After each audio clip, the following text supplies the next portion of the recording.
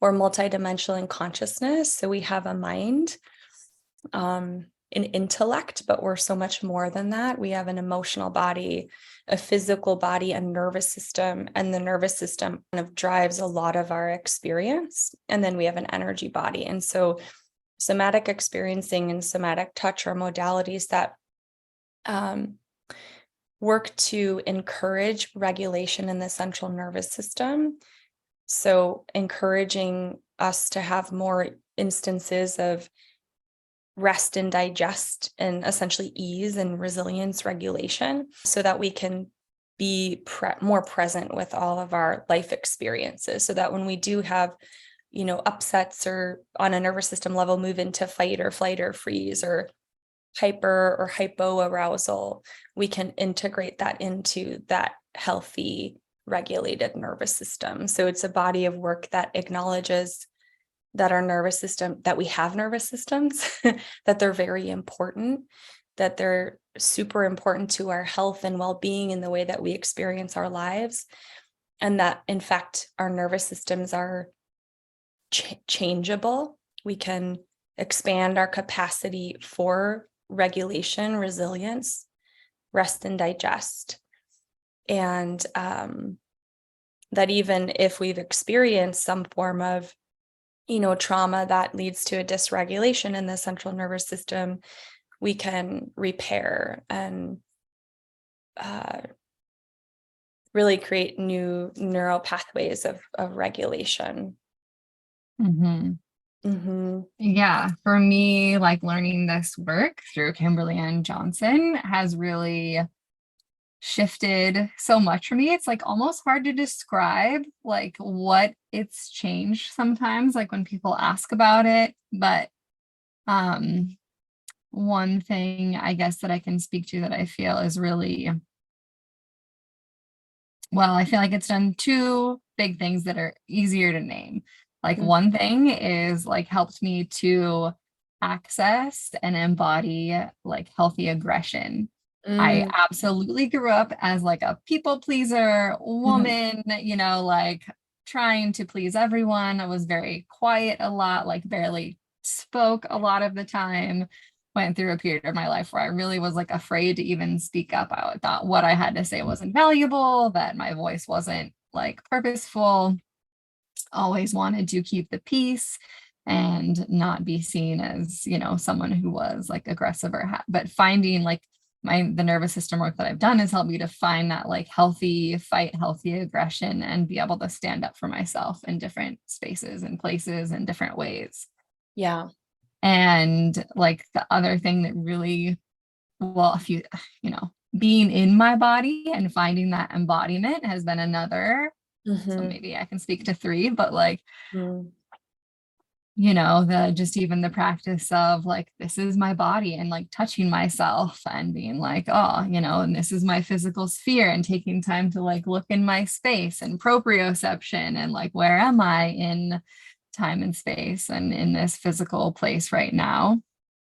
And then also I find it has come up a lot in my mothering of right. I notice like there were times, and I'm not perfect, I still do this sometimes, where my child is doing something that I don't want them to do, or I say no or ask them to stop, but without like fully embodying the no and noticing their reaction of that they can feel that, like, you're saying no, but I also see that you're like cooking or something, so you aren't gonna like stop and really make me stop doing that. So it's helped me to learn for my like words and my facial expressions and my actions to all say no, rather than just like saying no but not fully embodying the no. Yeah. I wonder for you, like, how did you find this, way of interacting with your nervous system, and like how did it come into your life, and maybe what has it shifted for you? Yeah. Well, I think you named three really important things. One, embodiment. just the experience of acknowledging that we have bodies and that are infinitely intelligent. I think that piece is so important, because I always say that, yes, our minds are important and our intellect is important. It helps us do many, many things and many practical things. But our body has infinite wisdom. It is connected to the infinite wisdom of the universe. It beats our hearts, it breathes us. If we get a cut, it heals us as long as our immune system is properly functioning. And it has more intelligence than, what we even can really imagine and stop to imagine. So it's so powerful to acknowledge and get to know. And it's certainly, as I think, a very valuable use of time and energy to get to know the body and the signs of the body and the way that the body is communicating with us, and get to know that language, the way that happens, as something that will pay off in the long run, because the body can also speak to us. It can give us our yeses and our nos. So I'm acknowledging what you shared about embodying healthy aggression, embodying boundaries. Mm-hmm. I just gave a course, and in one of the modules, we worked with boundaries and drawing boundaries around ourselves, and, sensing into, like, where is my boundary? What's my yes and what's my no? Not just what do I think it is or what do I feel it is? Well, how does my body respond to that? Because the body will give a yes and a no. So, yeah, I came into this work because I needed the regulation from, my life path and the experiences that I had. And it was really an answer to my prayer. I actually came in first to sensory motor therapy, which is similar. And then I went into somatic touch. And somatic touch was a really, really powerful modality for me, because it's a hands-on modality that works with the kidney, adrenals, the brainstem, the whole nervous system. And that was my access point for when things really started. One of the things that really started to shift things for me in a positive direction in my healing and embodiment journey. How many years ago was that for you? I think that might have been 2017. So 6 or 7 years ago. Yeah, that's Wow. awesome. It feels like lifetimes. Isn't that wild? Oh, yes. Yeah. Okay. I keep thinking about the fact that on your website, I read that you're a fluent Spanish speaker. Yes. Which I love. I love languages, but I'm not fully fluent in any of them. I took Spanish in high school. I did Swedish and Italian in college. And then I lived in France for a year. Wow. And spent a month in Spain. So, but when I was in France, I was an au pair to 3 little French girls, and I had to speak English to them. So, and I just didn't put enough. I wish I would have put more effort into learning the language while I was there, but hence I did not. But I would love to know, what was your language path, and how did Spanish become your language, and across what time frame did you become fluent? Your travels. I'd love travel, so I'd love to hear anything you want to share about that. Yeah, we both have that Sagittarius travel thing. So I moved to Europe first right after I graduated from college. I moved to the Czech Republic, and I was friends with a large group of Spaniards, and also some American and Canadians, or people from the United States and Canadians. And I just fell in love with the culture through them.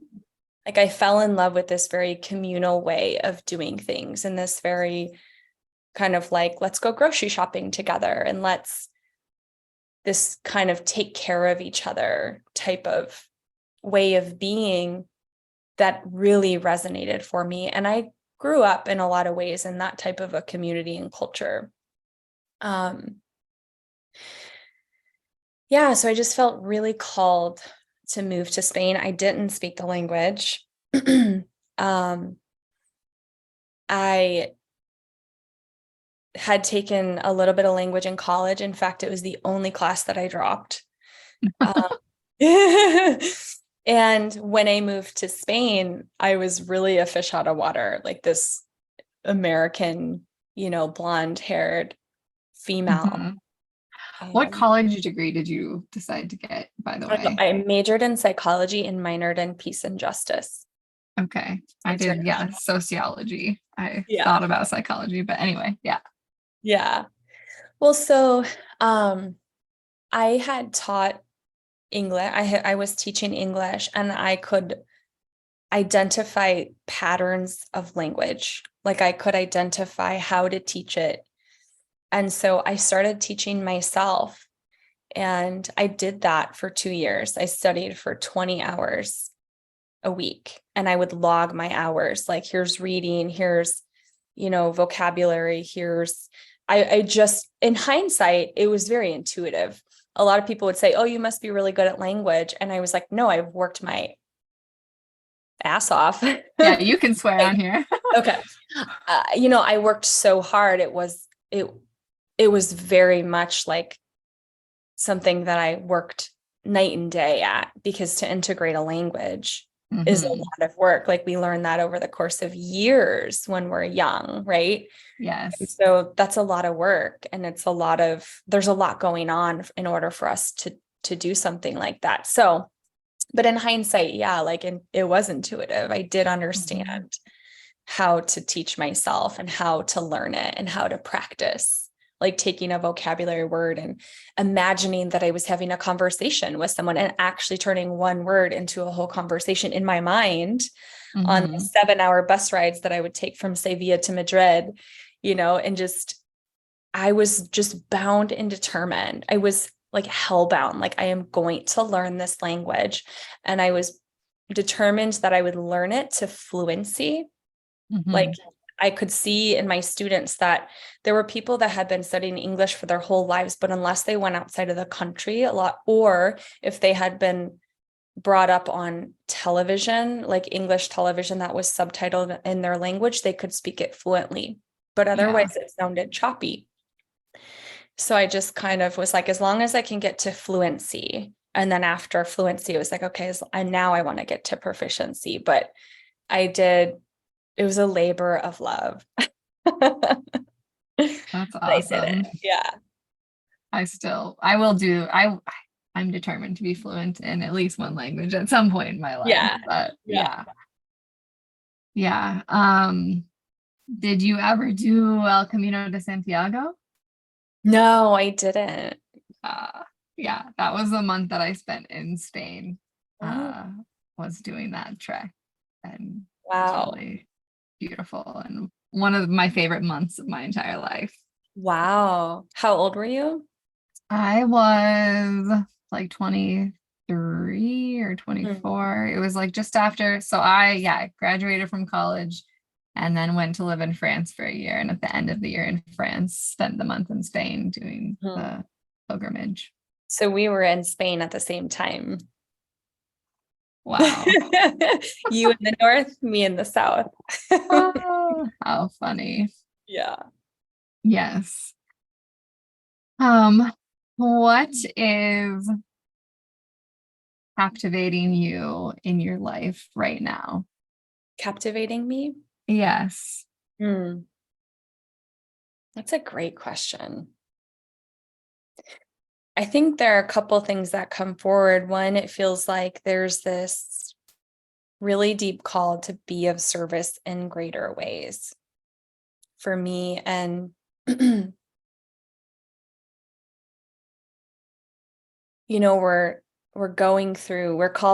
being called as a collective to evolve.